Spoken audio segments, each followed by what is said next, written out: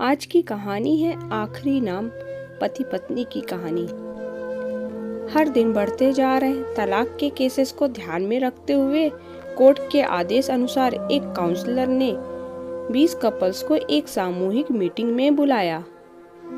यह काउंसलर उन चंद समझदार और सक्सेसफुल काउंसलर्स में एक थी जिन्होंने कई जोड़ों को यह समझाने में मदद की थी कि वे कितनी बड़ी गलती करने जा रहे हैं और कई शादियों को टूटने से रोक लिया था।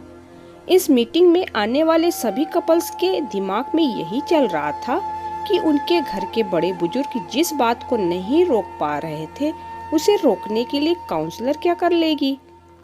मीटिंग की शुरुआत होते ही काउंसलर ने कहा, मैं आपको वही सारी बातें रिपीट नहीं करूंगी जो आपने अपने दोस्तों, रिश्तेदारों या अपने शुभ चिंतकों से सुन रखी होंगी। मैं आपको एक गेम खिलाऊंगी। उसने सभी जोड़ों को ध्यान से देखा और बाद में एक महिला को अपने पास आने के लिए कहा। जब वो महिला उसके पास आई तो उसे एक चौक देकर पास वाले ब्लैक बोर्ड पर अपने सबसे करीब 25 लोगों के नाम लिखने के लिए कहा।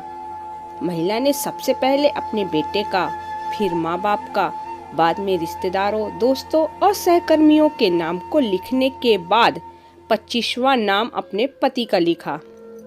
अपना नाम जब सबके बाद में लिखा पाया तो महिला के पति को खुद हुआ बहुत बुरा लगा।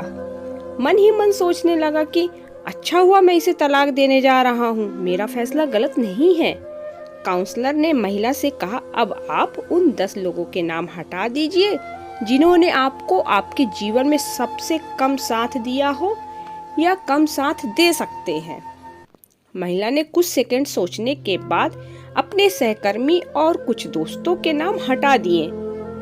इस गेम को न केवल वो महिला खेल रही थी बल्कि इस मीटिंग में आए हर वह पति पत्नी भी मन ही मन खेल रहे थे, क्योंकि वह भी उसी परिस्थिति में थे जिस परिस्थिति में वह महिला थी। काउंसलर ने फिर से एक बार उस महिला को 10 और नाम मिटाने के लिए कहा। इस बार महिला काफी सोच में पड़ गई। 3-4 मिनट सोचने के बाद उसने अपने बाकी बचे दोस्तों और रिश्तेदारों के नाम हटा दिए। अब केवल 5 नाम बच गए थे, जिसमें उसके माँ बाप और 2 बच्चों के नाम के साथ उसके पति का नाम भी था। हर कोई यह देखकर हैरान था कि सबसे आखिर में अपने पति का नाम लिखने के बाद भी उस महिला ने दोनों बार जब 10-10 नामों को मिटाने के लिए कहा गया तो उसमें अपने पति के नाम को नहीं मिटाया। काउंसलर ने अब उस महिला की तरफ देखा और बोली, आपको 2 नाम और मिटाने होंगे। महिला अब दुविधा में थी। वह काउंसलर की तरफ ऐसे देख रही थी जैसे कह रही हो कि मेरे साथ ऐसा जुल्म मत करो। काफी समय लेने के बाद जब महिला ने 2 नाम मिटाए तो उसकी आंखों में आंसू थे, क्योंकि वो 2 नाम उसके माता पिता के थे। मीटिंग में आए सभी लोग इस घटना को बड़े ध्यान से देख रहे थे। उन्हें बार बार आश्चर्य हो रहा था, लेकिन इस बार कुछ ज्यादा ही हुआ, क्योंकि सब मान रहे थे कि जब साथ देने की बात हो तो कोई भी व्यक्ति अपने माँ बाप का नाम नहीं मिटा सकता। काउंसलर यहीं पर नहीं रुकी।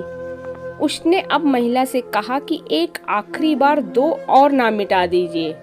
महिला की हालत ऐसी हो गई जैसे कोई उसे सजा दे रहा हो। अब की बार उसने काउंसलर से मना कर दिया कि वह अब इस गेम को और ज्यादा नहीं खेल सकती। काउंसलर ने उसे समझाया कि आपको सिर्फ नाम मिटाने हैं और यह एक गेम है, इससे ज्यादा और कुछ नहीं है। जैसे तैसे काउंसलर ने उस महिला को 2 और नाम मिटाने के लिए मना ही लिया। कांपते हुए हाथों से महिला ने जब अपने दोनों बच्चों का नाम मिटाया तो वह फूट फूट कर रोने लगी। उस महिला के पति के साथ साथ वहां आए सभी लोग दंग रह गए। वहां आए सभी लोगों का यही सोचना था कि चाहे कुछ भी हो जाए तो महिला बच्चों का नाम नहीं मिटा सकती। काउंसलर ने उस महिला को अपनी जगह पर जाकर बैठने के लिए कहा। काउंसलर ने वहां आए सभी जोड़ों की तरफ ध्यान से देखा जो उतने ही दुखी थे जितनी कि ये महिला थी। काउंसलर ने उन सभी से पूछा कि महिला ने ऐसा क्यों किया। कोई भी उस सवाल का जवाब नहीं दे रहा था या दे नहीं पा रहा था या देना नहीं चाहता था।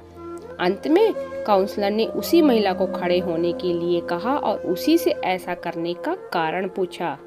महिला बोली, चाहे अभी मेरे और मेरे पति के बीच में कुछ प्रॉब्लम चल रही है, लेकिन जब साथ देने की बारी आती थी तब वह हमेशा मेरे साथ खड़े रहते थे। मेरे माँ बाप बूढ़े हो चुके हैं और वे कितने दिन मेरे साथ रहेंगे मैं नहीं जानती।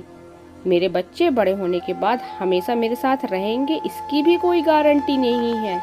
लेकिन हमारे बीच इतना कुछ होने के बाद भी मेरे पति ने मुझसे कहा है कि वह अलग होने के बाद भी जब भी जरूरत होगी तब वह मेरा साथ देंगे।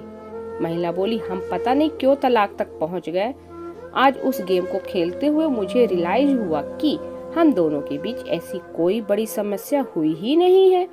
वह तो बस हम दोनों गुस्से में थे और कोई भी झुकना नहीं चाहता था।